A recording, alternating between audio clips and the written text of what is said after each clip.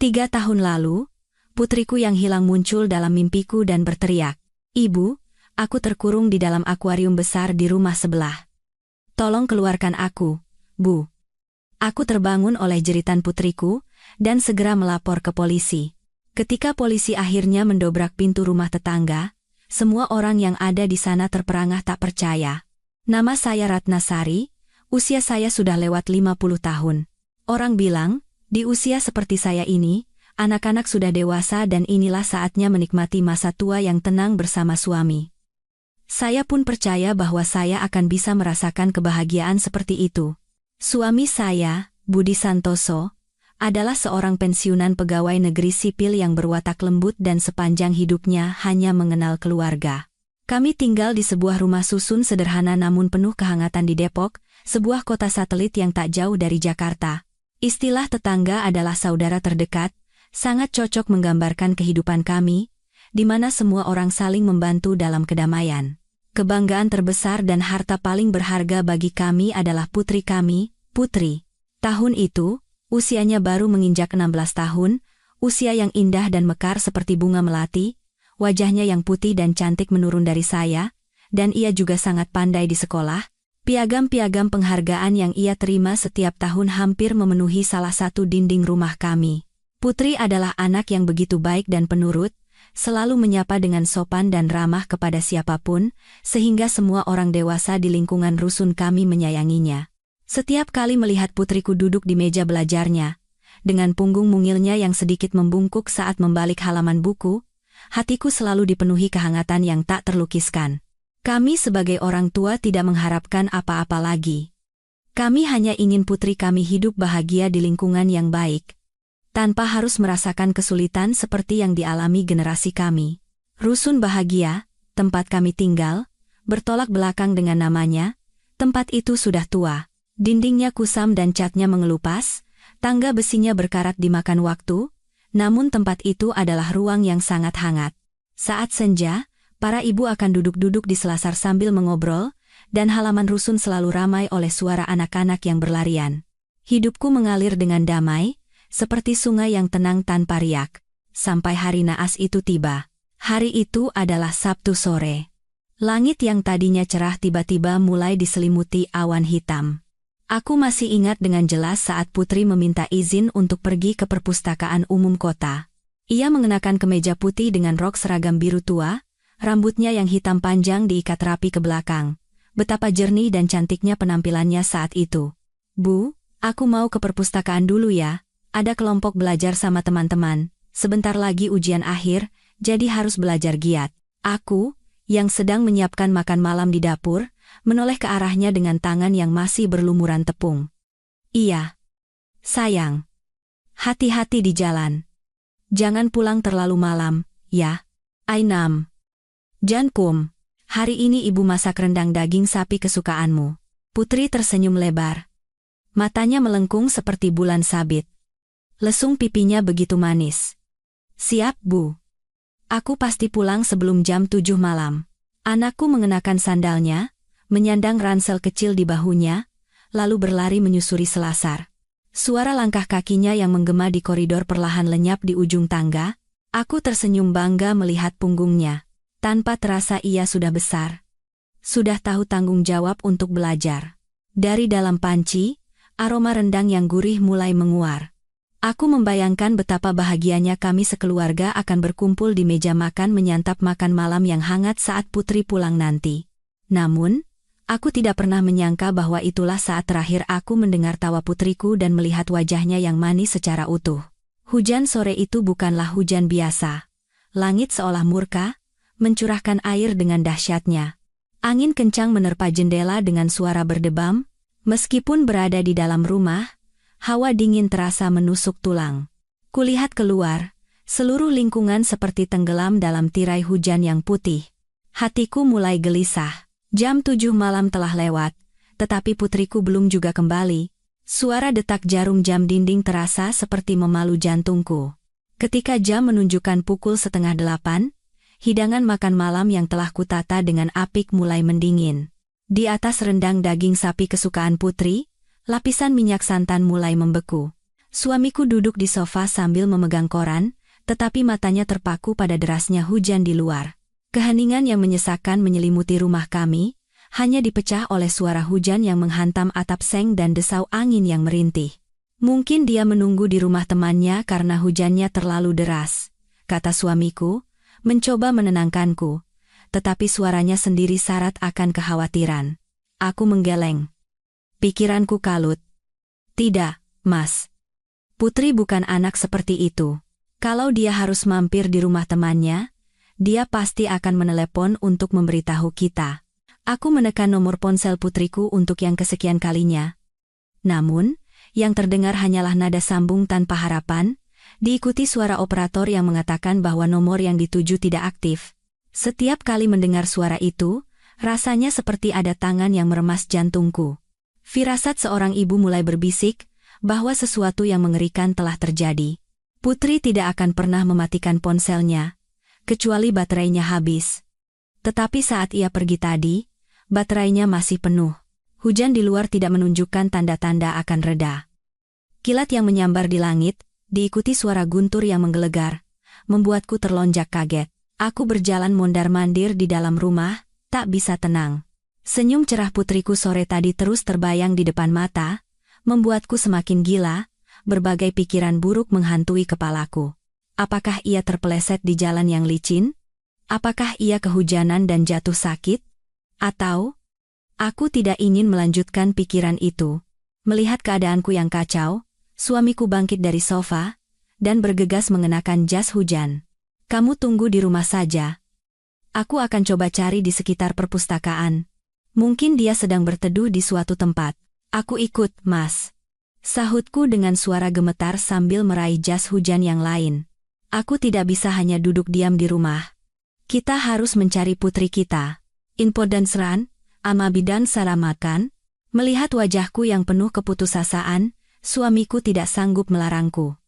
Kami berdua, pasangan tua itu, bergegas mengenakan jas hujan, mengunci pintu, dan melangkah ke dalam kegelapan pekat.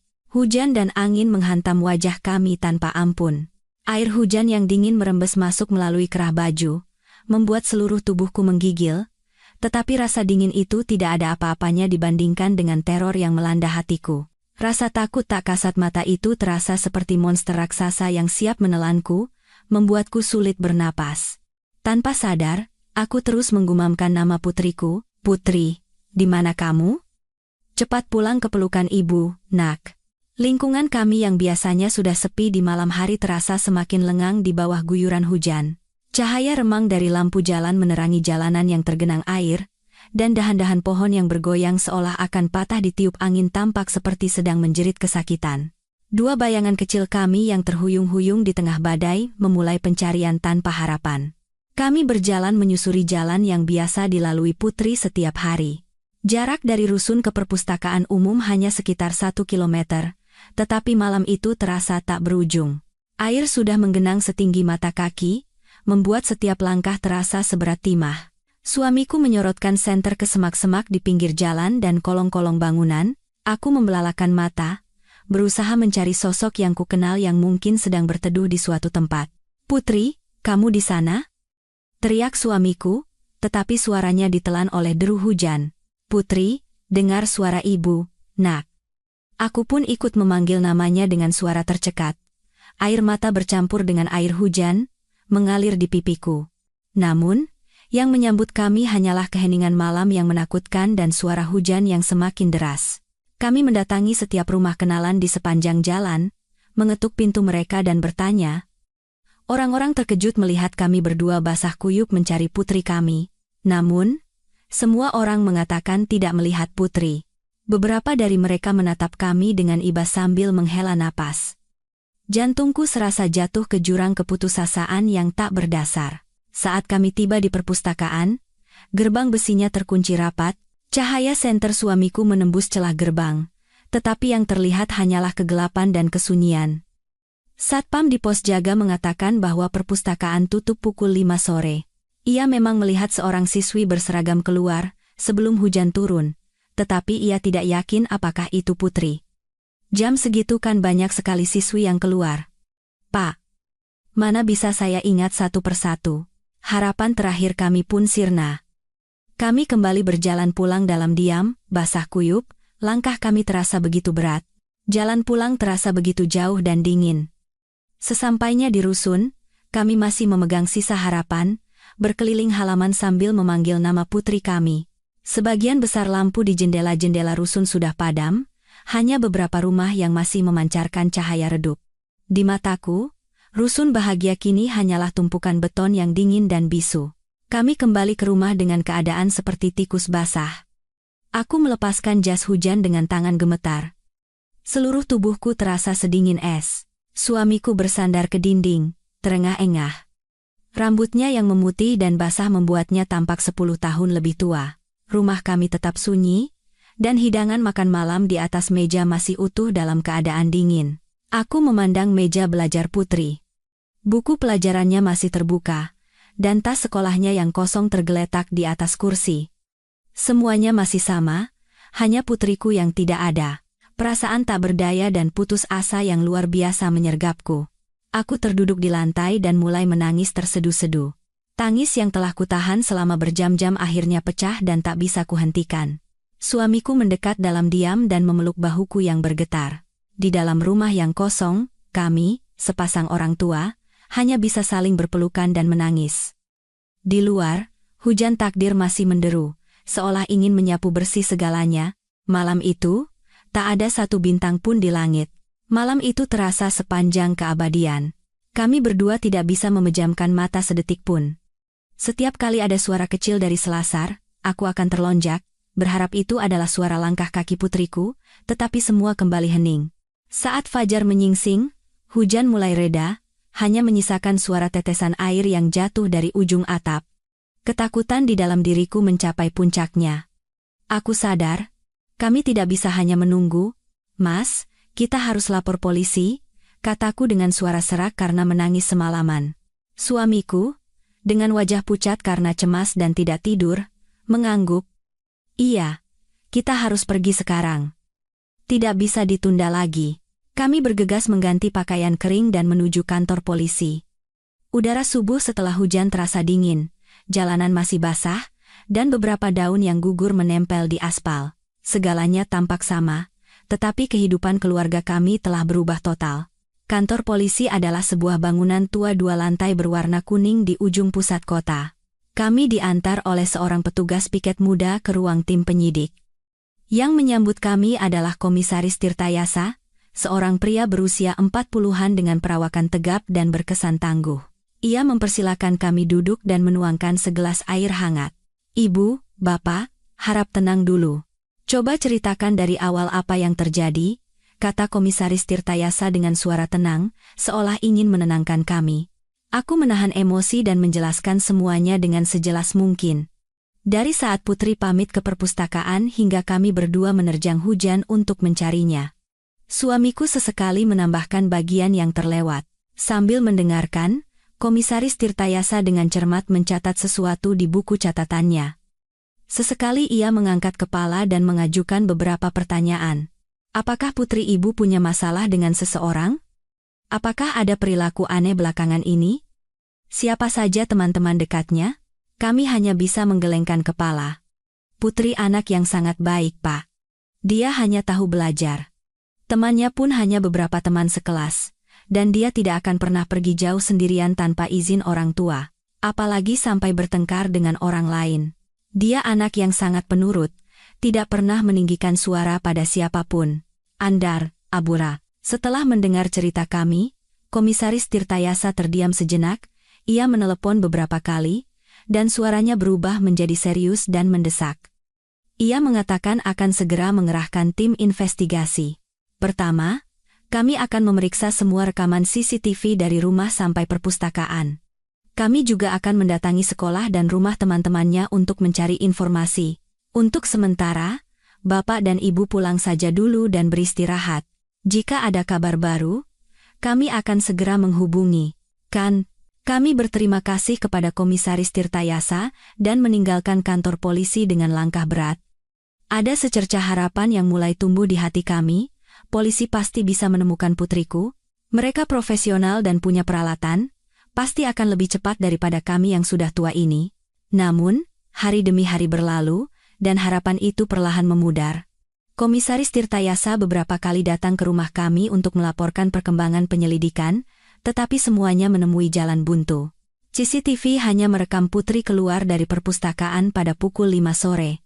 Setelah itu, ia berjalan ke arah rusun. Di sebuah persimpangan yang tidak memiliki CCTV, sosok Putri lenyap seolah ditelan udara. Polisi telah memeriksa teman-teman, guru, bahkan para pedagang kaki lima di sekitar area itu, tetapi tidak ada seorang pun yang melihat Putri setelah waktu itu. Hujan deras yang turun sesaat setelahnya telah menghapus semua jejak yang mungkin ada di jalan. Tidak ada saksi, tidak ada surat ancaman, tidak ada panggilan telepon apapun. Putriku lenyap tanpa jejak, seperti setetes air yang larut dalam sungai. Keheningan itu menjadi mimpi buruk yang mengerikan, jauh lebih menakutkan daripada kabar buruk sekalipun. Waktu adalah racun yang kejam. Alih-alih menyembuhkan luka, ia justru membuatnya membusuk dari dalam. 3 tahun telah berlalu sejak Putri hilang. Selama 3 tahun, lebih dari 1000 hari, kami hidup dalam lingkaran rasa bersalah, penderitaan, harapan, dan keputusasaan. Tidak ada yang berubah di rumah kami. Aku tidak mengizinkan suamiku membereskan atau membuang barang-barang di kamar Putri. Semuanya dijaga seperti saat ia pergi hari itu. Di atas meja belajarnya, buku masih terbuka. Gaun kesukaannya masih tergantung di lemari. Boneka beruang yang biasa ia peluk saat tidur juga masih duduk di kepala tempat tidur. Terkadang, aku masuk ke kamarnya, membersihkan debu dari setiap barang, dan merapikan buku-bukunya. Aku melakukan semua itu seperti mesin, tanpa sadar. Aku ingin merasa seolah kehangatan putriku masih tertinggal di suatu tempat di sini. Namun, setiap kali melakukannya, hatiku hancur berkeping-keping. Kamar itu bersih dan rapi, tetapi kosong dan dingin tanpa kehidupan, seperti sebuah kotak kaca yang memajang kenangan indah namun menyakitkan. Suamiku berubah dari pria yang ceria, dan banyak bicara menjadi pendiam dan muram. Rambutnya memutih dengan cepat. Setiap malam setelah makan, ia akan duduk diam di dekat jendela, menatap kosong ke halaman rusun tempat Putri biasa bermain. Aku tahu ia menderita sama sepertiku. Namun, sebagai seorang pria, ia menekan kesedihannya untuk menjadi sandaranku. Tetapi, terkadang saat aku terbangun di tengah malam, aku mendapati suamiku duduk sendirian di ruang tamu, memegang foto Putri sambil diam-diam menyeka air mata. Melihat punggungnya yang kesepian, hatiku terasa pilu. Hidup kami terbelah dua oleh penderitaan. Di siang hari, kami berusaha hidup seperti orang normal.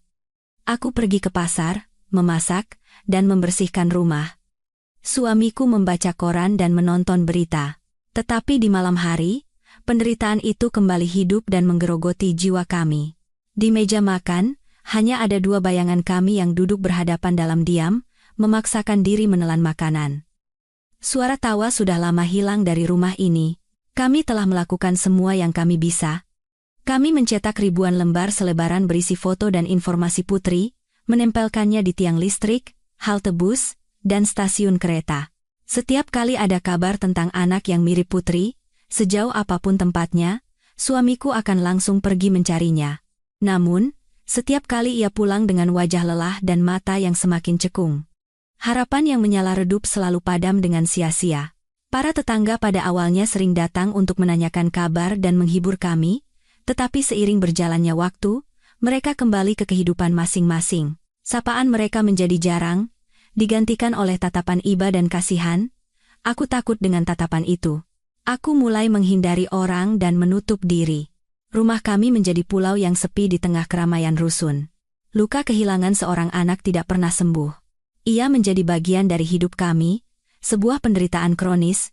Terkadang aku bertanya pada diri sendiri, sampai kapan kami harus hidup di neraka ini? Selama 3 tahun penderitaan itu, kesehatanku menurun drastis. Aku menderita insomnia parah. Sepanjang malam aku hanya berguling-guling di tempat tidur, menatap langit-langit yang gelap, kepalaku dipenuhi pertanyaan tanpa jawaban. Di mana putriku? Apakah ia masih hidup? Atau sudah tiada? Jika masih hidup, mengapa ia tidak kembali kepada orang tuanya? Ribuan pertanyaan menyiksaku setiap malam. Lalu, aku mulai mengalami mimpi aneh. bukan mimpi biasa yang kabur dan acak-acakan. Mimpi itu begitu nyata hingga membuatku merinding. Setiap malam, begitu aku terlelap, adegan yang sama selalu berulang. Dalam mimpi, aku berdiri di depan sebuah ruang air yang luas dan besar. Airnya biru dan jernih, tetapi kedalamannya tak terhingga. Lalu, dari bawah air, putriku muncul. Ia masih mengenakan seragam sekolah yang ia pakai di hari ia hilang. Rambut hitam panjangnya mengambang di permukaan air. Wajahnya pucat dan matanya terpejam, tetapi ia tidak terlihat menderita. Ia tampak seperti sedang tidur nyenyak. Aku memanggil namanya dan mencoba berenang ke arahnya, tetapi tubuhku kaku seperti batu dan tidak bisa bergerak. Putriku terus mengapung, perlahan menjauh dariku. Tiba-tiba, ia membuka matanya. Matanya tidak menatapku, melainkan ke arah lain. Perlahan, ia mengangkat satu tangannya dan menunjuk lurus ke satu arah dengan jari telunjuknya. Aku menyipitkan mata, mengikuti arah yang ditunjuknya. Di sana, ada sebuah dinding kaca raksasa, dan di dalamnya, beberapa ekor ikan arwana merah berenang dengan anggun di antara bebatuan vulkanik berwarna gelap. Itu adalah sebuah akuarium. Jantungku berdebar kencang.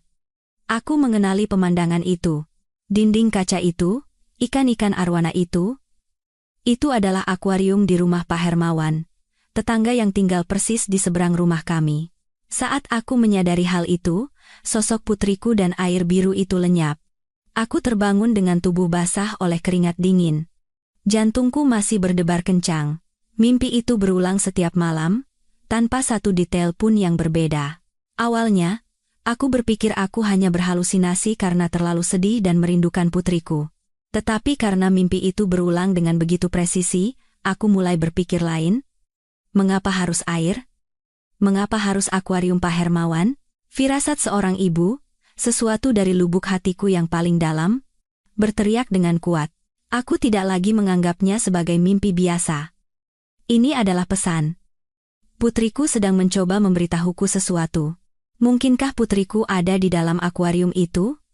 Pikiran gila itu membuatku merinding, tetapi pikiran itu tidak pernah lepas dari kepalaku, baik saat tidur maupun saat terjaga. Aku mulai mempercayai cerita yang tidak masuk akal itu. Sebuah keyakinan yang lahir dari cinta dan keputusasaan seorang ibu yang kehilangan anaknya. Dengan keyakinan samar yang kudapat dari mimpi itu, aku memutuskan untuk memberitahukannya pada suamiku. Suatu pagi, saat kami duduk di meja makan dalam diam, aku menarik napas dalam-dalam dan memberanikan diri untuk bicara. Mas, akhir-akhir ini aku terus memimpikan putri. Suamiku mengangkat kepalanya. Ada sedikit minat di matanya yang lelah. Mimpi apa lagi? Aku bermimpi putri berada di dalam air biru, lalu menunjuk ke rumah Pak Hermawan. Dia menunjuk lurus ke akuarium arwana raksasa di rumahnya. Aku mengucapkan kalimat itu dengan cepat, dengan suara bergetar, tidak berani menatap mata suamiku. Sepertinya, ada sesuatu di akuarium itu. Mungkin putri kita. Sebelum aku selesai bicara, suamiku memotong. Kamu ini mulai berpikir yang tidak-tidak lagi. Kamu hanya kelelahan dan berhalusinasi. Mana mungkin putri kita ada di sana? Itu tidak masuk akal. Suamiku menghela napas dengan suara sedih. Aku tahu hatimu sakit. Aku juga begitu. Tapi kita harus lebih realistis. Jangan berpegang pada mimpi yang tidak jelas seperti itu. Polisi kan sudah memeriksa semuanya. Pak Hermawan itu juga sudah diperiksa 3 tahun lalu, dan alibinya sempurna. Mendengar kata-kata suamiku, harapan yang baru saja mekar di hatiku seolah disiram air dingin. Aku tahu perkataannya logis. Orang waras manapun tidak akan percaya bahwa putrinya ada di dalam akuarium tetangga hanya karena sebuah mimpi. Tetapi firasatku, yang hanya dimiliki oleh seorang ibu, berteriak bahwa aku benar. Tapi aneh kan, Mas? Kenapa aku memimpikan hal yang sama setiap malam? Mimpinya begitu nyata, tidak seperti mimpi biasa. Aku mencoba meyakinkannya, tetapi suamiku hanya menggelengkan kepala pelan lalu pergi ke balkon untuk merokok. Aku merasa kesepian dan tak berdaya. Bahkan suamiku sendiri, yang telah menemaniku seumur hidup, tidak mempercayaiku. Apa yang harus kulakukan sekarang? Haruskah aku berteriak kepada dunia bahwa putriku sedang meminta tolong dari dalam mimpi? Orang-orang pasti akan menganggapku gila karena kesedihan. Sejak hari itu, obsesiku semakin parah. Aku tidak bisa tidur lagi. Begitu memejamkan mata, bayangan putriku yang mengapung di air biru selalu muncul. Yang lebih menyakitkan adalah kenyataan bahwa rumah kami dan rumah Pak Hermawan saling berhadapan, dipisahkan oleh halaman. Setiap malam, saat semua sunyi, aku bisa mendengar suara filter akuarium dari rumah Pak Hermawan. Suara mendengung yang monoton itu, yang dulu tidak pernah kuperhatikan, kini terasa seperti jarum yang menusuk gendang telinga dan hatiku yang berdarah. Suara itu seperti panggilan dari dunia tak terlihat, seperti bisikan putriku dari kedalaman air. Aku mulai takut pada rumahku sendiri. Aku tidak mau pergi ke balkon atau melihat ke arah rumah Pak Hermawan. Namun pada saat yang sama, dorongan kuat untuk melakukan sesuatu terus mendesakku. Aku tidak bisa hanya duduk diam dan mati seperti ini. Meskipun harapannya hanya 1:1.000.000, meskipun orang-orang akan menganggapku gila, aku harus mengungkap kebenarannya. Firasat seorang ibu memberitahuku, jawaban atas hilangnya putriku, ada di balik pintu besi dingin Pak Hermawan, di seberang halaman itu. Pak Hermawan adalah tetangga yang sudah tinggal di sana sejak kami pindah ke rusun ini. Ia tinggal sendirian di rumah seberang. Kudengar istrinya meninggal muda karena sakit, dan mereka tidak punya anak.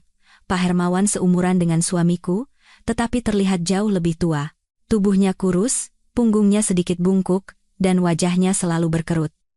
Ia hidup sangat menyendiri dan tertutup, hampir tidak pernah berinteraksi dengan tetangga. Kalaupun berpapasan, ia hanya akan mengangguk sekadarnya lalu berjalan cepat, menghindari tatapan orang lain. Semua orang di rusun ini tahu bahwa Pak Hermawan memiliki sifat yang aneh. Ia tidak punya teman, dan tidak ada kerabat yang pernah mengunjunginya. Hidupnya seolah hanya berpusat pada beberapa ekor ikan arwana. Ia merawat ikan-ikan itu dengan lebih telaten daripada merawat anak. Setiap pagi, ia terlihat mengganti air dan memberi makan ikannya. Kudengar, ikan arwananya sangat langka dan mahal, harga 1 ekornya bisa setara dengan harga sebuah rumah. Hal yang paling mencolok dan misterius dari rumahnya adalah akuarium raksasa itu. Itu bukan akuarium biasa yang ada di rumah-rumah. Akuarium itu ditanam di dalam dinding, memakan hampir setengah dari ruang tamunya, dan terlihat seperti akuarium mini di kebun binatang. Kacanya sangat tebal, dan airnya selalu berwarna kehijauan karena lampu di dalamnya. Pemandangan beberapa ekor arwana merah sebesar lengan orang dewasa yang berenang anggun di balik kaca itu tampak indah, tetapi juga sedikit menakutkan. 3 tahun lalu, saat putri hilang, polisi juga mendatangi dan memeriksa rumah Pak Hermawan, sama seperti penghuni lainnya. Saat itu, ia memberikan kesaksian bahwa pada sore yang hujan itu, ia hanya menonton TV dan merawat akuariumnya di rumah, dan tidak mendengar atau melihat sesuatu yang aneh. Ia berbicara dengan tenang dan jelas kepada polisi, dan tidak ada hal yang mencurigakan. Lagi pula, ia adalah seorang duda yang hidup sendiri. Tidak ada alasan baginya untuk terlibat dengan seorang gadis berusia 16 tahun. Karena itu, ia segera dicoret dari daftar orang yang dicurigai. Tetapi sekarang, di mataku, semua tentang Pak Hermawan terlihat mencurigakan, kesendiriannya, sifatnya yang aneh, dan terutama, akuarium raksasa itu semuanya diselimuti misteri. Mengapa seorang pria yang hidup sendiri membutuhkan akuarium sebesar itu? Mengapa ia mencurahkan seluruh waktu dan perhatiannya pada ikan-ikan yang tak berperasaan itu? Dan mengapa? Dalam mimpiku, putriku menunjuk ke arah akuarium itu.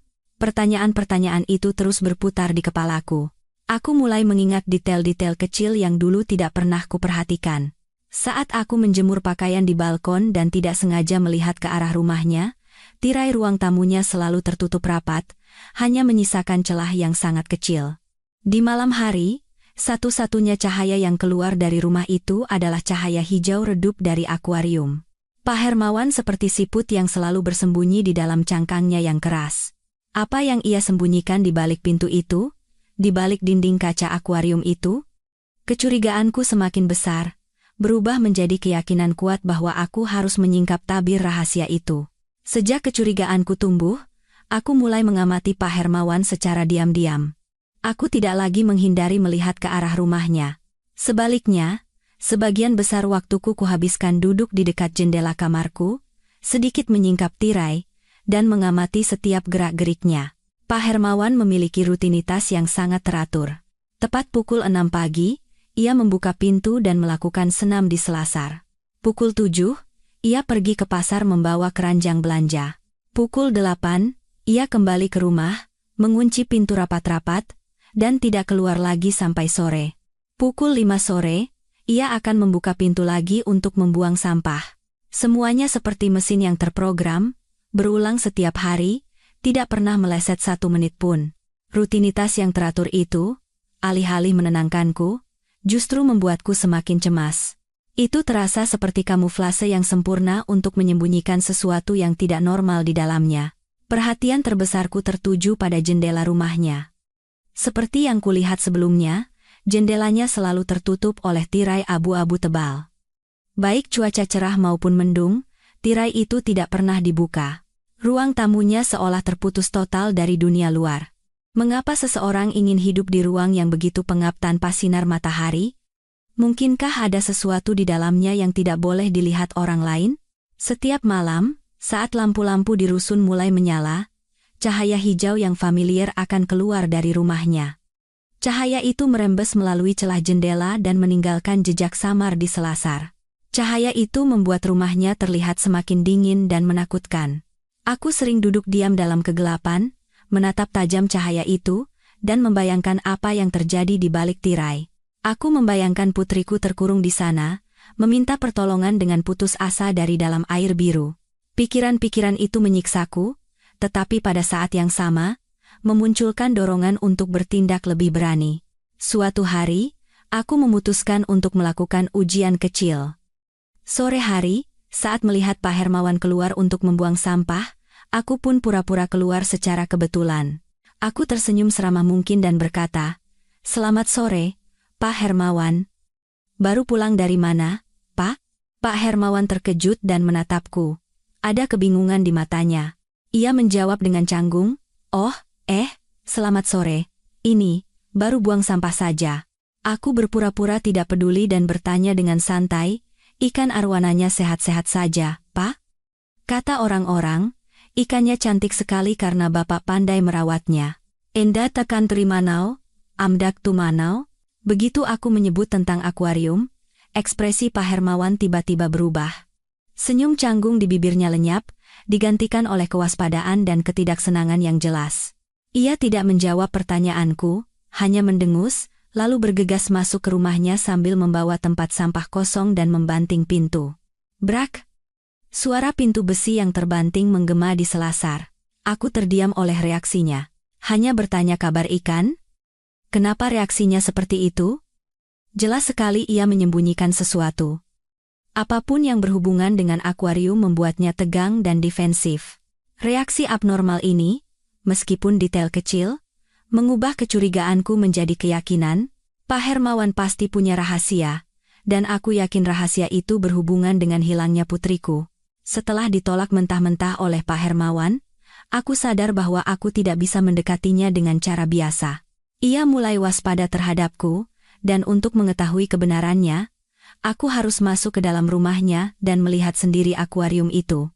Sebuah rencana yang berani dan berbahaya mulai terbentuk di kepalaku. Aku memutuskan untuk memanfaatkan kebiasaan para tetangga di rusun yang sering meminjam hal-hal sepele seperti kecap, gula, atau bawang.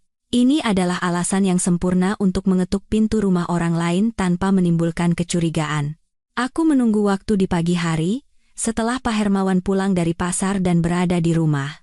Saat berdiri di depan pintu besinya yang dingin, jantungku berdebar kencang. Aku menarik napas dalam-dalam untuk menenangkan diri, lalu mengangkat tanganku yang gemetar dan mengetuk pintu. Tok, tok, tok. Tak lama kemudian, terdengar suara sandal diseret dari dalam, lalu pintu terbuka sedikit. Pak Hermawan menatapku dengan curiga. "Ada apa?" Aku memasang ekspresi sealami mungkin sambil menyodorkan mangkuk kosong. "Pak Hermawan, maaf mengganggu. Tiba-tiba kecap manis saya habis, padahal saya sedang masak semur. Boleh saya minta sedikit? Nanti setelah ke pasar langsung saya ganti." Pak Hermawan menatapku lekat-lekat dengan wajah penuh curiga. Ia ragu-ragu cukup lama. Aku pikir ia akan menolak dan menutup pintu.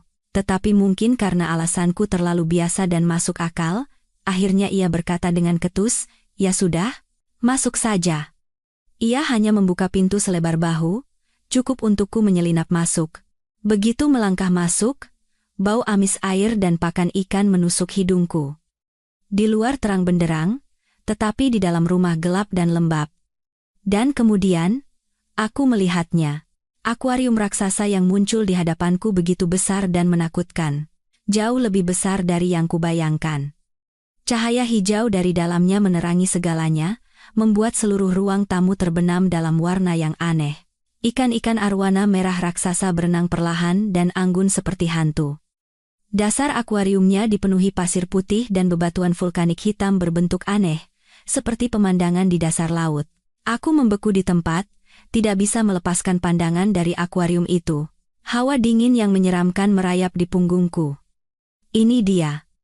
Pemandangan dalam mimpiku. Aku merasa seolah putriku sedang menatapku dari balik dinding kaca tebal itu. Kecapnya ada di dapur, ambil saja sendiri, suara Pak Hermawan memecah lamunanku. Aku terkejut dan segera menoleh, tetapi tanpa sadar aku mengucapkan pujian. Akuariumnya bagus sekali, Pak. Hebat sekali. Saat itu, aku melihat ekspresi Pak Hermawan berubah. Ia keluar dari dapur dan menatapku dengan mata penuh amarah. Sudah cukup lihat-lihatnya. Kalau sudah ambil kecap, cepat keluar. Rumah saya tidak suka didatangi tamu. Agarmen, selesai bicara, ia hampir mendorongku keluar pintu, lalu membantingnya. Brak. Aku berdiri termangu di selasar. Mangkuk kosong masih ada di tanganku. Aku tidak mendapatkan setetes pun kecap. Tetapi aku mendapatkan apa yang kuinginkan. Reaksinya yang kasar dan penuh kewaspadaan saat aku memuji akuariumnya itulah bukti yang paling pasti. Ia takut. Ia takut ada orang lain yang menaruh perhatian pada akuarium itu. Jika itu hanya akuarium biasa, mengapa harus takut? Firasatku benar, mimpiku benar. Di bawah air biru itu, ada rahasia mengerikan yang tersembunyi, dan aku bersumpah, bahkan dengan nyawaku sebagai taruhan, aku akan menyeret rahasia itu ke dalam terang. Kembali ke rumah, aku membanting pintu dan bersandar di baliknya sambil terengah-engah. Jantungku masih berdebar seperti genderang perang. Akuarium yang menakutkan itu dan sikap Pak Hermawan tidak bisa hilang dari pikiranku. Rasa takut awalku segera berubah menjadi emosi lain, kemarahan. Kemarahan yang hebat membara di dadaku. Manusia itu, tetangga aneh yang selama ini tidak pernah kita curigai. Apa yang ia sembunyikan di rumahnya selama 3 tahun ini? Apa yang ia lakukan pada putriku? Semakin kupikirkan, aku tidak bisa menahan amarah. Aku mengepalkan tangan dan berjalan mondar-mandir. Aku berharap punya kekuatan untuk mendobrak pintunya, mengobrak-abrik segalanya, dan menemukan putriku. Tetapi aku sadar aku tidak bisa bertindak sendiri. Aku hanya seorang wanita lemah. Aku butuh bantuan hukum. Kali ini, aku tidak akan membiarkan siapapun mengabaikan kata-kataku. Aku punya bukti. Meskipun itu hanya firasat dan reaksi mencurigakan Pak Hermawan, bagiku itu lebih pasti daripada bukti fisik apapun. Aku mencari suamiku. Ia sedang membaca koran di kamar. Aku menceritakan semua yang baru saja terjadi. Dari pura-pura meminjam kecap, masuk ke rumahnya, hingga kemarahannya yang panik saat aku menyinggung soal akuarium. Sekarang Mas percaya. Kan? Ini pasti perbuatannya. Kalau dia tidak bersalah, kenapa reaksinya seperti itu?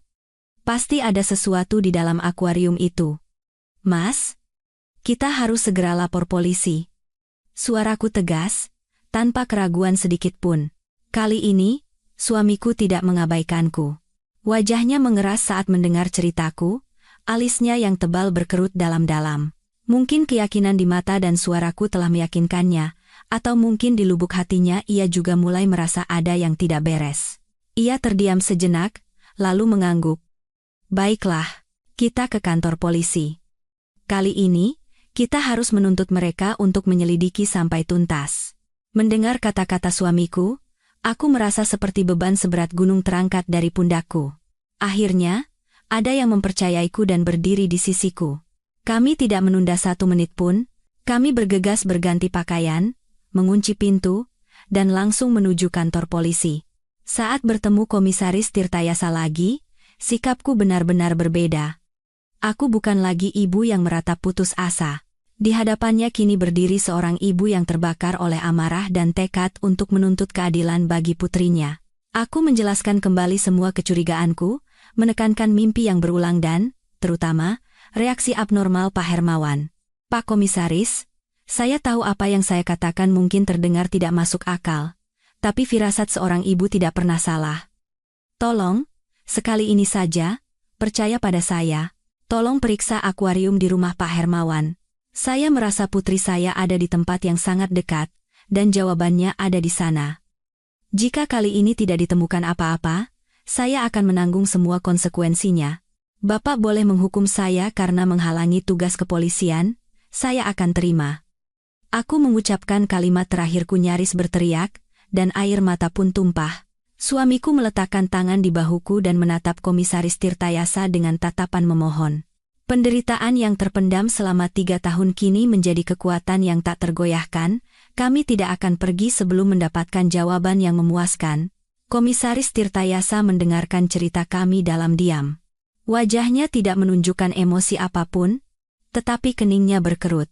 Ia adalah seorang detektif veteran, terbiasa dengan kasus-kasus rumit dan penderitaan keluarga korban. Ia paham bahwa orang yang putus asa bisa berpegang pada keyakinan yang paling tidak realistis. Ketika aku selesai bicara, ia masih duduk diam, mengetuk-ngetuk meja dengan jarinya. Keheningannya membuat udara di ruangan itu terasa semakin berat. Aku menahan napas dan menunggu, berdoa dalam hati. Akhirnya, ia angkat bicara, suaranya tetap tenang dan rendah. Ibu, Bapak, saya sangat memahami dan bersimpati dengan penderitaan kalian. Tetapi, tolong pahami juga posisi kami. Hukum bekerja berdasarkan bukti. Kami tidak bisa sembarangan menggeledah rumah warga hanya berdasarkan mimpi dan firasat. 3 tahun lalu, kami sudah memeriksa Pak Hermawan secara menyeluruh. Ia tidak punya motif, dan tidak ada satupun petunjuk yang mengarah padanya. Jantungku serasa berhenti berdetak. Lagi-lagi logika dan prosedur. Aku tahu perkataannya benar, tetapi bagaimana aku bisa menerimanya? Tapi reaksinya, Pak, kenapa dia begitu ketakutan saat saya menyinggung akuariumnya? Bukankah itu bukti? Bantahku dengan suara marah. Itu bisa saja karena sifatnya yang aneh dan tidak suka orang lain mencampuri urusan pribadinya. Itu tidak cukup untuk dijadikan bukti hukum, Bu, jelas Komisaris Tirtayasa dengan tenang. Aku putus asa. Semua usahaku sepertinya akan sia-sia. Air mata mulai mengalir lagi dari mataku. Tepat pada saat itu, suamiku, yang sedari tadi diam, angkat bicara. Suaranya serak dan pelan, tetapi penuh bobot. Pak Komisaris, saya tahu istri saya mungkin sedang sangat emosional. Tapi tolong lihat istri saya.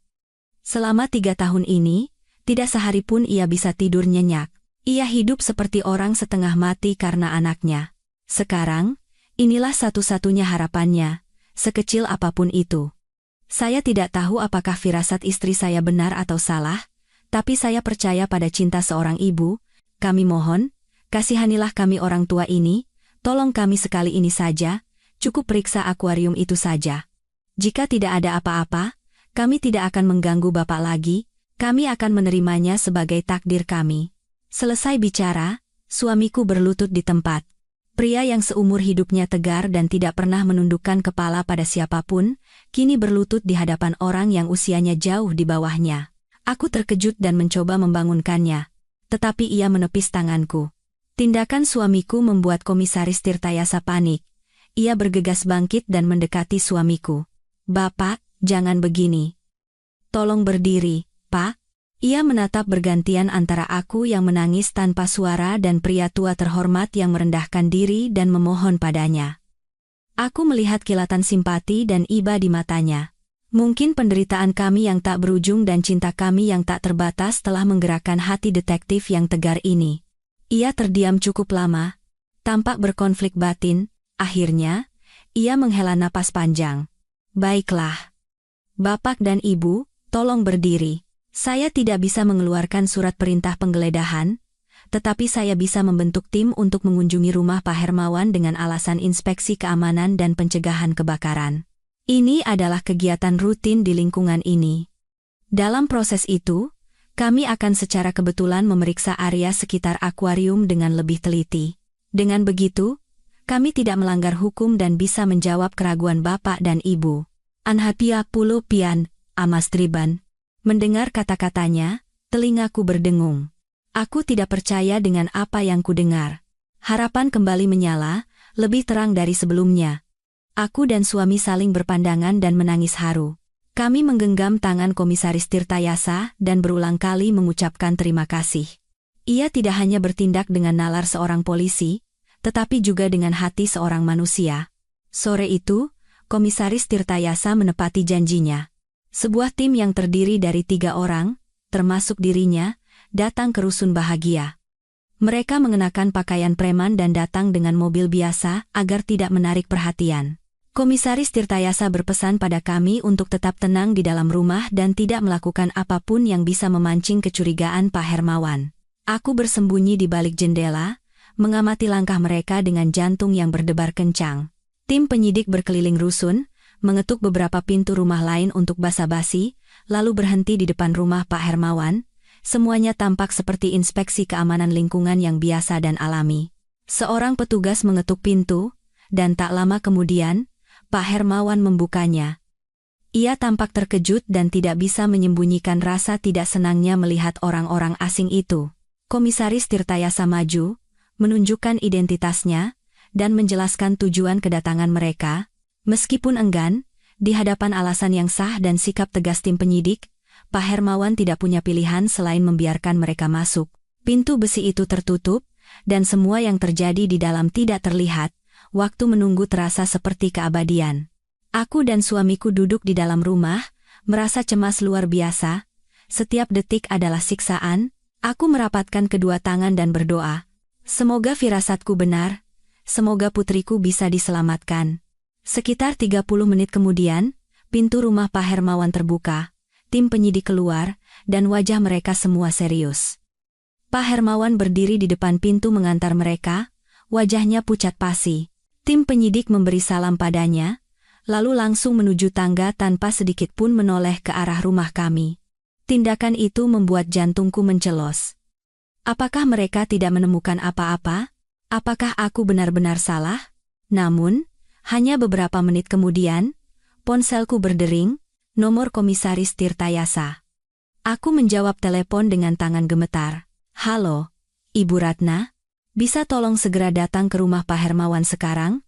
Tapi tolong datang diam-diam, jangan sampai dia tahu. Suara Komisaris Tirtayasa di seberang sana terdengar rendah dan mendesak, tidak perlu dikatakan 2 kali. Aku dan suamiku bergegas keluar rumah dan berjalan sepelan mungkin menuju rumah Pak Hermawan. Di depan pintu, 2 orang petugas muda sudah menunggu. Mereka memberi isyarat agar kami masuk. Di dalam, Komisaris Tirtayasa berdiri sendirian di depan akuarium. Pak Hermawan tidak terlihat. Mungkin ia sedang ditahan di ruangan lain dengan alasan lain. Komisaris Tirtayasa menoleh ke arah kami dengan tatapan yang rumit. Ia tidak berkata apa-apa, hanya mengangkat sebuah benda kecil. Itu adalah senter profesional yang cahayanya sangat terang. Ia menyalakan senter itu dan menyorotkan seberkas cahaya ke dalam akuarium. Perlahan, ia menggerakkan cahaya itu menyusuri dasar akuarium, menyapu pasir putih dan bebatuan vulkanik hitam. Jantungku serasa berhenti berdetak. Tolong lihat baik-baik di sini, kata Komisaris Tirtayasa pelan. Cahaya senter berhenti di sebuah celah kecil di antara bebatuan, tersembunyi di balik sebuah batu vulkanik besar. Awalnya, aku tidak melihat sesuatu yang istimewa, tetapi saat Komisaris Tirtayasa sedikit menggoyangkan senternya, sesuatu yang sangat kecil berkilau, memantulkan cahaya logam. Benda itu begitu kecil hingga nyaris menyatu dengan warna pasir dan batu. Tanpa senter yang kuat dan pengamatan yang teliti, tidak akan ada yang bisa menemukannya. Komisaris Tirtayasa menggunakan sebuah penjepit panjang, dengan hati-hati memasukkan tangannya ke dalam celah batu dan mengambil benda itu. Ia memasukkannya ke dalam kantong plastik bukti kecil. Saat ia mengangkatnya di depan mata kami, aku tidak bisa bernapas. Itu adalah sebuah liontin kalung perak berbentuk bulan sabit. Di atasnya, terukir inisial yang sangat kecil, PS. Seluruh tubuhku gemetar. Suamiku di sebelahku juga terdiam. Itu adalah kalung putri. Kalung yang kami berikan sebagai hadiah ulang tahunnya yang ke-15. Putri sangat menyayangi kalung itu, dan selalu memakainya. Jadi benar. Mimpiku nyata. Firasatku benar. Putriku, dia benar-benar ada di sini. Semua keraguan terkonfirmasi. Setelah 3 tahun pencarian yang sia-sia, petunjuk paling penting akhirnya muncul. Segera setelah menemukan kalung itu, Komisaris Tirtayasa memberi isyarat kepada rekan-rekannya. 1 orang berjaga di luar, sementara yang lain masuk ke kamar tidur, tempat mereka menahan Pak Hermawan dengan dalih memeriksa sistem kelistrikan. 2 menit kemudian, mereka membawa Pak Hermawan ke ruang tamu. Melihat kami bertiga berdiri di depan akuarium, wajah Pak Hermawan berubah menjadi kelabu. Ia panik dan mulai tergagap. Kenapa? Kenapa kalian ada di sini? Apa yang kalian lakukan? Komisaris Tirtayasa tidak menjawab. Hanya dengan tenang mengangkat kantong plastik berisi kalung itu di depan mata Pak Hermawan. Anda kenal benda ini? Pak Hermawan menyipitkan mata untuk melihatnya. Saat ia menyadari apa itu, seluruh tubuhnya mulai bergetar hebat, dan kakinya lemas seolah tak bertenaga. Ia mundur beberapa langkah sambil menggelengkan kepala dengan panik. Saya tidak tahu. Saya tidak pernah lihat benda itu. Anda yakin? Suara Komisaris Tirtayasa menajam seperti baja. Benda ini ditemukan di dasar akuarium Anda. Ini adalah kalung milik Putri Sari, yang hilang 3 tahun lalu. Putri dari Bapak dan Ibu ini. Sekarang, apa ada yang ingin Anda katakan? Wajah Pak Hermawan memucat seperti kertas, dan keringat dingin mengalir deras dari dahinya. Ia masih berusaha mengelak. Saya tidak bersalah. Saya tidak tahu apa-apa. Mungkin benda itu tidak sengaja masuk. Saya benar-benar tidak tahu. Tetapi ekspresinya yang ketakutan dan bicaranya yang tergagap sudah menjelaskan segalanya. Komisaris Tirtayasa menatap lurus ke matanya. Tatapannya setajam pisau. Ia mulai menggunakan teknik interogasi yang menusuk psikologi pelaku kejahatan. Pak Hermawan, lebih baik Anda bicara jujur. 3 tahun lalu, tanggal 17 Juni sore, hujan turun sangat deras. Anda bilang Anda sedang menonton TV di rumah, tetapi tetangga di bawah Anda bersaksi bahwa sekitar pukul 6 sore, mereka mendengar suara gaduh, suara pertengkaran, dan suara barang pecah dari rumah Anda. Saat itu, kesaksian itu dianggap tidak relevan, tetapi sekarang situasinya berbeda. Komisaris Tirtayasa berhenti sejenak, mengamati reaksi Pak Hermawan. Ia terengah-engah, matanya terus bergerak gelisah. Komisaris Tirtayasa melanjutkan dengan nada yang lebih kuat. Menurut rekaman CCTV, Putri Sari menghilang di gang dekat rusun ini. Dari sana ke rumah Anda hanya butuh 5 menit berjalan kaki. Sesaat setelah itu, hujan deras turun. Semuanya terjadi begitu cepat, dan terlihat seperti kebetulan. Apa yang Anda lakukan pada Putri? Kenapa kalungnya bisa ada di akuarium Anda? Apakah Anda tahu bahwa dengan teknologi sekarang, kami bisa memeriksa setiap butir pasir di akuarium ini untuk menemukan jejak sekecil apapun? Mengelak hanya akan memperberat hukuman Anda. Setiap kata dari Komisaris Tirtayasa adalah palu godam yang menghancurkan benteng pertahanan terakhir Pak Hermawan. Ia menatap kosong ke arah akuarium, lalu menatap kami dengan mata yang dipenuhi ketakutan dan kebencian. Ia sadar ia tidak bisa mengelak lagi. Rahasia yang ia kubur selama 3 tahun akhirnya terungkap. Tiba-tiba, Pak Hermawan ambruk ke lantai, memegangi kepalanya dengan kedua tangan dan mulai menangis. Tetapi itu bukan tangisan penyesalan, itu adalah tangisan marah dan getir dari seseorang yang terpojok. Saya tidak sengaja. Saya tidak bermaksud membunuhnya. Itu kecelakaan. Mendengar kata membunuh, telingaku berdengung dan kakiku lemas. Jika suamiku tidak menahanku, aku pasti sudah pingsan. Jadi putriku sudah tidak ada di dunia ini. Harapan samar bahwa ia masih hidup, bahwa kami bisa menemukannya dan menyelamatkannya, hancur berkeping-keping. Pak Hermawan telah mengaku, tetapi kebenaran yang akan ia ungkapkan akan menjadi pisau yang merobek-robek hatiku yang sudah penuh luka. Meski begitu, aku harus mendengarnya. Aku harus tahu apa yang terjadi pada putriku pada sore yang hujan dan penuh kutukan itu. Pak Hermawan meringkuk di lantai, tubuh kurusnya gemetar. Dengan suara bergetar dan terputus-putus, ia memulai cerita mengerikan dari 3 tahun lalu. Namun, ceritanya, meskipun penuh kejahatan, mengalir ke arah yang tidak pernah kubayangkan. Benar. Sore itu anak itu datang ke sini, kata Pak Hermawan sambil menatap lantai. Dia menemukan saya. Menemukan apa? Tanya Komisaris Tirtayasa dengan nada membentak. Pak Hermawan mengangkat kepalanya. Matanya dipenuhi rasa malu dan takut. Kamera tersembunyi. Saya memasang kamera tersembunyi yang sangat kecil. Mengarah ke jendela kamarnya. Saya hanya iseng. Dunia di bawah kakiku serasa runtuh. Manusia bejat ini, binatang ini, dia telah mengintip putriku. Suamiku menggeram, mengepalkan tinjunya. Jika polisi di sebelahnya tidak menahannya, ia pasti sudah menerkam Pak Hermawan. Pak Hermawan melanjutkan dengan suara yang semakin pelan. Hari itu, entah bagaimana, anak itu tahu dan datang ke rumah saya membawa kamera itu. Dia mengancam akan melapor ke polisi. Saya sangat takut. Saya memohon padanya untuk tidak melakukannya. Saya janji akan membuang semuanya. Tapi dia tidak mau dengar. Lalu, apa yang Anda lakukan padanya? Desak Komisaris Tirtayasa. Kami berebut. Saya hanya ingin mengambil kamera itu untuk menghancurkan buktinya. Saat kami saling dorong, saya tidak sengaja mendorongnya terlalu keras.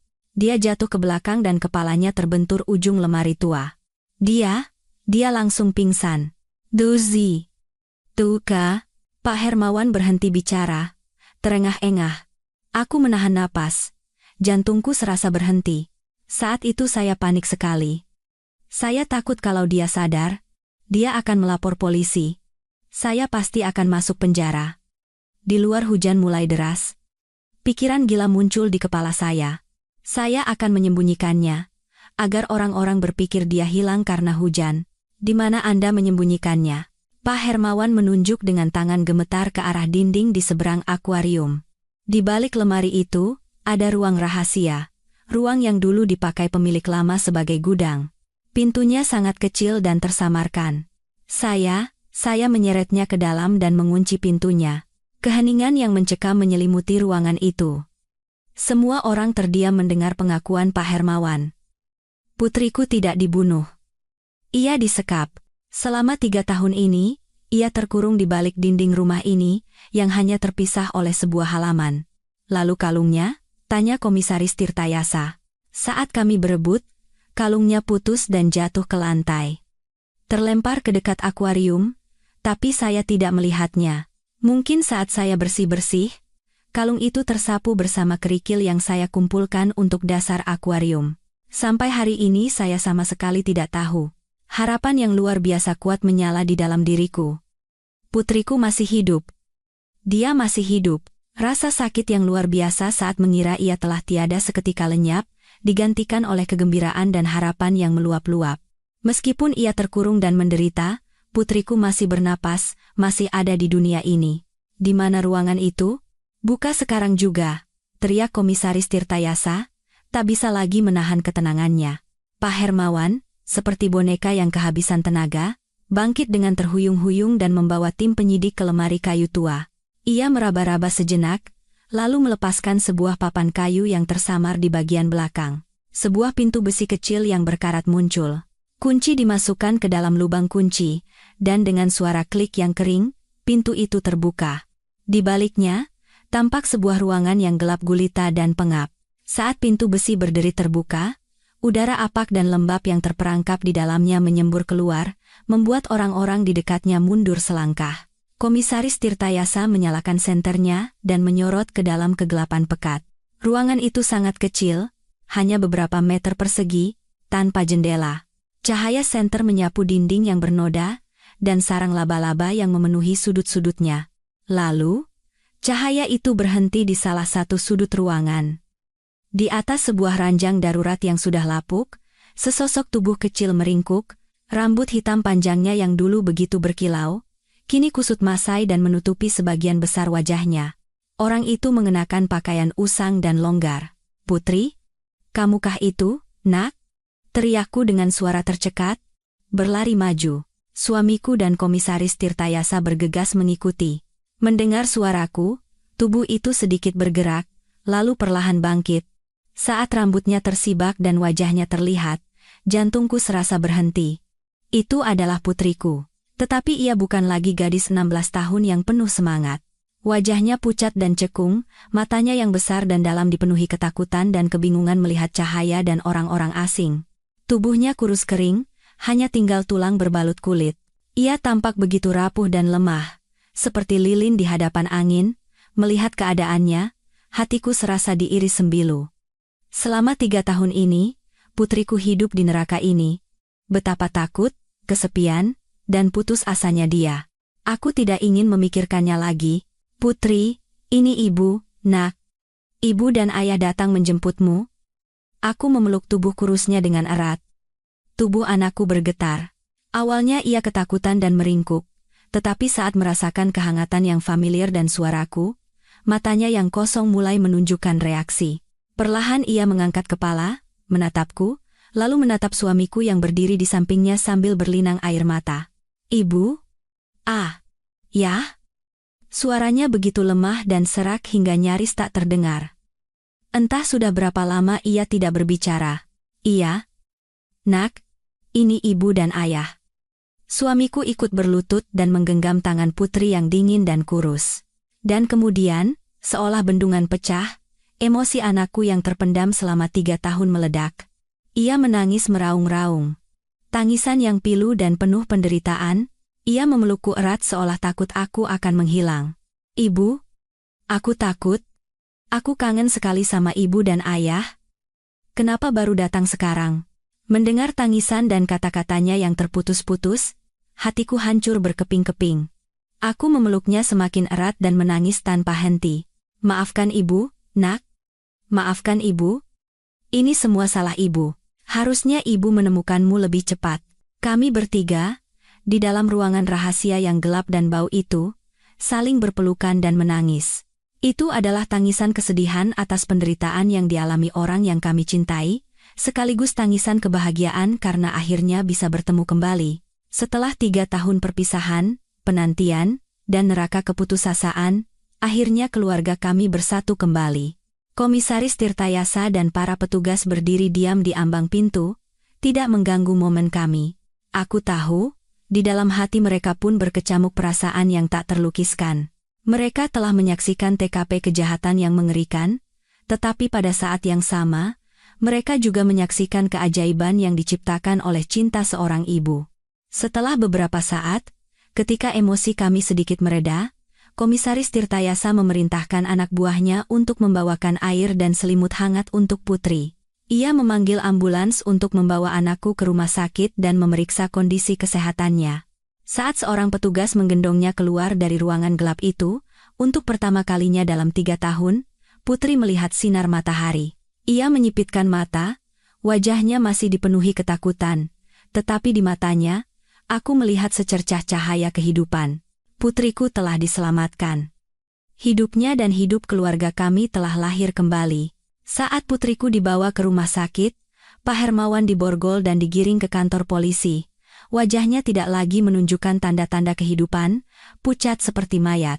Ia berjalan terhuyung-huyung, punggungnya benar-benar bungkuk, seolah beban dosanya telah menghancurkannya. Berita ditemukannya seorang gadis yang disekap selama 3 tahun mengguncang seluruh kota kecil kami yang tenang. Para penghuni rusun berhamburan keluar, semua dengan ekspresi tidak percaya dan ngeri. Mereka tidak bisa percaya bahwa Pak Hermawan, tetangga penyendiri dan aneh yang mereka lihat setiap hari, adalah iblis berwujud manusia. Mereka menatapnya dengan mata penuh amarah dan jijik. Kamuflase sempurna yang ia bangun selama 3 tahun telah runtuh total. Di kantor polisi, di hadapan bukti yang tak terbantahkan dan kondisi putriku, Pak Hermawan menundukkan kepala dan mengakui semua kejahatannya. Ia menceritakan semuanya, dari memasang kamera tersembunyi, pertengkarannya dengan putri, hingga menyekapnya di ruang rahasia. Menurut pengakuannya, setelah membuat putri pingsan, ia mengurungnya di sana. Awalnya, ia hanya berencana mengurungnya selama beberapa hari untuk menakut-nakutinya agar tidak melapor ke polisi. Tetapi saat kasus hilangnya Putri menjadi berita besar dan polisi mulai menyelidiki, ia semakin ketakutan. Ia takut jika melepaskan Putri, ia akan dilaporkan dan menerima hukuman berat. Ketakutan itu mengubahnya menjadi binatang, dan membuatnya mengambil keputusan yang lebih kejam. Menyekap Putri selamanya untuk membungkamnya. Selama 3 tahun, ia memperlakukan putriku seperti binatang. Setiap hari ia hanya memberinya nasi dingin dan air sekadarnya, cukup untuk tidak mati kelaparan. Ia tidak pernah mengajaknya bicara, tidak pernah membiarkannya melihat sinar matahari, membaca buku, atau melakukan kegiatan apapun. Ia ingin membuat Putri menjadi bodoh, kehilangan ingatan dan kemampuan berkomunikasi, agar jika suatu saat nanti perbuatannya terbongkar, kesaksian Putri tidak akan dianggap sah. Mendengar pengakuannya yang disampaikan melalui Komisaris Tirtayasa, aku dan suamiku merasa lemas. Kejahatan Pak Hermawan jauh lebih mengerikan dari yang kami bayangkan. Ia tidak hanya merampas 3 tahun masa muda putriku, tetapi juga menghancurkannya secara fisik dan mental. Kemarahan di dalam diriku mencapai puncaknya.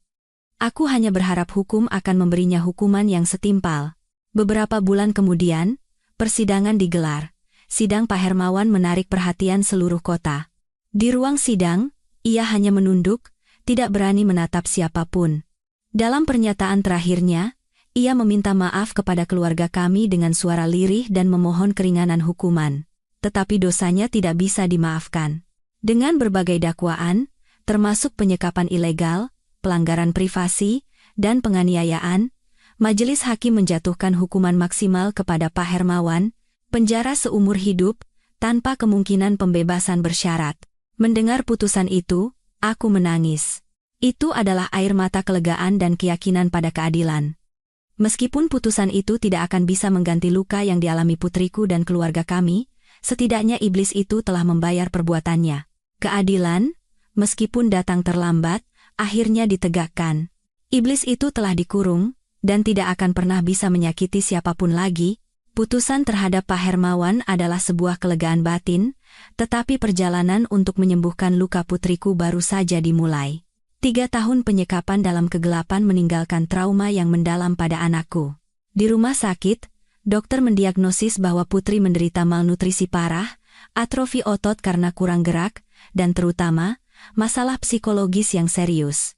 Ia menderita gangguan stres pasca trauma, PTSD. Ia takut pada kegelapan dan ruang sempit, dan akan terlonjak kaget jika mendengar suara keras. Ia menjadi pendiam dan tertutup, matanya selalu dipenuhi kebingungan dan ketakutan. Melihat keadaannya, hatiku terasa pilu. Setelah Putri keluar dari rumah sakit, kami memutuskan untuk menjual rumah kami di Rusun Bahagia. Tempat itu terlalu terikat dengan kenangan yang menyakitkan. Kami membeli sebuah rumah kecil di pinggir kota, dengan taman yang cerah. Kami berharap lingkungan baru yang damai akan membantu pemulihan putriku. Hari-hari pertama di rumah baru sangat sulit. Putri masih belum bisa lepas dari bayang-bayang masa lalunya. Di malam hari, ia akan berteriak karena mimpi buruk, dan di siang hari, ia hanya duduk sendirian di kamarnya, menatap kosong keluar jendela. Kami berdua, dengan sabar, selalu berada di sisinya.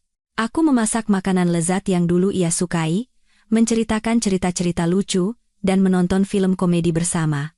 Suamiku merawat taman, menanam banyak mawar kesukaan Putri. Ia juga membelikan seekor anak anjing kecil untuk menjadi temannya, dan kami menamainya Harapan. Kami juga secara rutin membawa Putri ke seorang psikolog. Psikolog itu, seorang wanita parubaya yang sangat lembut dan pengertian, dengan sabar mengajak Putri bicara, mendengarkannya, dan melalui terapi yang tepat, membantunya perlahan-lahan membuka diri. Proses penyembuhan sangat lambat, tetapi kami tidak pernah menyerah. Cinta keluarga adalah obat terbaik. Perlahan, aku mulai melihat perubahan positif pada putriku. Ia mulai berbicara lebih banyak. Terkadang, aku melihatnya tersenyum saat bermain dengan Harapan. Suatu hari, ia bahkan keluar ke taman dan membantu ayahnya menyiram tanaman.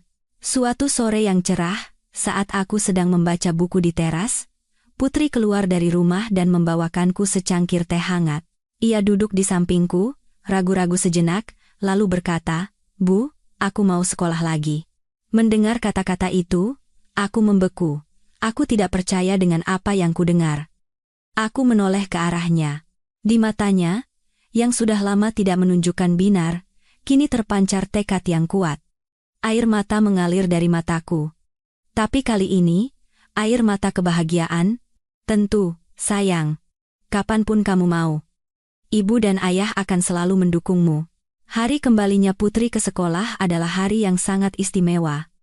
Ia harus belajar lagi untuk mengejar ketertinggalan selama 3 tahun, tetapi ia berusaha sangat keras. Teman-teman dan guru-gurunya, yang mengetahui situasinya, semua membantunya dengan hangat. Kehidupan baru keluarga kami dimulai seperti itu. Luka di hati kami mungkin tidak akan pernah sembuh total, tetapi kami belajar untuk hidup dengannya. Melihat putriku perlahan menemukan kembali senyumnya dan kegembiraan hidup, aku tahu badai telah benar-benar berlalu. Keluarga kami, setelah melewati tahun-tahun penderitaan yang tak terhitung, akhirnya menemukan kedamaian sejati. Saat putriku perlahan pulih, banyak perubahan juga terjadi dalam kehidupan kami berdua. Penderitaan dan cobaan tidak menghancurkan kami. Sebaliknya, itu membuat kami lebih kuat dan tegar. Setelah melewati masa terberat dalam hidup, aku menyadari betapa berharganya hidup, keluarga, dan cinta. Aku bukan lagi wanita lemah yang hanya bisa menangis dan menyalahkan takdir. Aku menemukan tujuan hidup yang baru. Aku mulai aktif dalam kegiatan sosial di lingkungan kami, terutama mendedikasikan banyak waktu untuk sebuah organisasi pencarian anak hilang. Aku menggunakan cerita dan pengalamanku untuk menghibur dan membantu keluarga yang mengalami nasib serupa. Aku memahami penderitaan dan keputusasaan mereka lebih dari siapapun. Aku ingin memberitahu mereka untuk tidak pernah menyerah pada harapan. Keajaiban itu nyata, dan firasat seorang ibu serta cinta keluarga memiliki kekuatan yang luar biasa. Setiap kali aku bisa membantu sebuah keluarga bersatu kembali, atau sekadar memberikan sedikit penghiburan dan harapan, hidupku terasa lebih berarti. Rasa sakit dari masa lalu pun terasa sedikit memudar. Suamiku juga berubah. Ia tidak lagi pendiam dan muram, ia menjadi lebih ceria dan terbuka. Ia bergabung dengan klub catur di balai warga, dan sesekali ikut denganku dalam kegiatan sosial. Menemukan kembali putrinya seolah menyalakan kembali api dalam hidupnya. Setelah melewati begitu banyak badai, cinta kami menjadi semakin dalam dan kuat. Kami belajar menghargai setiap momen kebersamaan, setiap kali kami bisa makan bersama sebagai satu keluarga. Putri, dengan usaha yang tak kenal lelah, akhirnya lulus SMA dengan nilai yang sangat baik. Ia memutuskan untuk mengambil jurusan psikologi. Ia berkata, dengan pengalaman pahitnya, ia ingin membantu orang-orang yang mengalami nasib serupa dan menyembuhkan luka batin mereka. Mendengar itu, aku dan suamiku sangat bangga. Putriku tidak hanya bertahan hidup, tetapi ia terlahir kembali dari abu menjadi pribadi yang lebih kuat dan penuh kasih. Cinta, ketabahan, dan keyakinan telah membantu keluarga kami melewati cobaan terberat.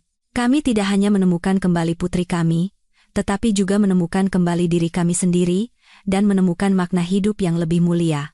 Kami telah membuktikan bahwa sekejam apapun takdir, selama ada cinta dan harapan, manusia bisa mengatasi segalanya.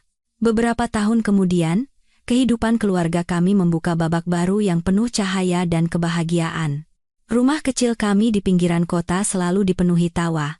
Putri, setelah lulus kuliah, menjadi seorang psikolog yang kompeten. Ia bekerja di sebuah pusat perlindungan anak, menggunakan seluruh pengetahuan dan empatinya untuk menyembuhkan jiwa-jiwa muda yang terluka. Melihatnya tumbuh menjadi wanita yang dewasa, percaya diri, dan penuh kasih, aku dan suamiku merasakan kepuasan dan kebahagiaan yang tak terhingga. Putri kami tidak hanya menjadi kebanggaan kami, tetapi juga sumber inspirasi bagi banyak orang. Terkadang di akhir pekan, kami sekeluarga berziarah ke makam kakek neneknya. Tetapi kami tidak lagi datang dengan kesedihan. Kami menceritakan kepada mereka tentang kehidupan baru keluarga kami, tentang cucu mereka yang kuat dan hebat, dan tentang keluarga-keluarga lain yang telah kami bantu. Aku terus aktif dalam kegiatan sosial, dan organisasi pencarian anak hilang tempatku bergabung semakin berkembang, membantu lebih banyak keluarga bersatu kembali. Kisah keluarga kami menjadi simbol harapan dan bukti nyata kekuatan cinta seorang ibu. Setiap kali kami menghadapi kesulitan atau cobaan dalam hidup, kami akan mengingat kembali hari-hari yang telah kami lalui. 3 tahun yang seperti neraka, mimpi-mimpi yang seperti kutukan, dan saat kami menemukan putri kami di ruangan gelap itu. Kenangan itu bukan lagi rasa sakit, melainkan sumber kekuatan dan pengingat. Itu mengingatkan kami bahwa kami telah melewati yang terburuk, dan tidak ada lagi yang bisa menghancurkan kami. Hidup terus berjalan, dengan suka dan duka, dengan luka yang tak akan pernah hilang. Tetapi di atas semua itu, selalu ada cinta dan harapan. Keluarga kami telah belajar untuk menghargai setiap hari kami hidup, setiap momen kebersamaan. Kami tahu, apapun yang terjadi di masa depan, cobaan apapun yang diberikan kehidupan, cinta keluarga akan selalu menjadi mercusuar yang menuntun kami, dan harapan tidak akan pernah padam.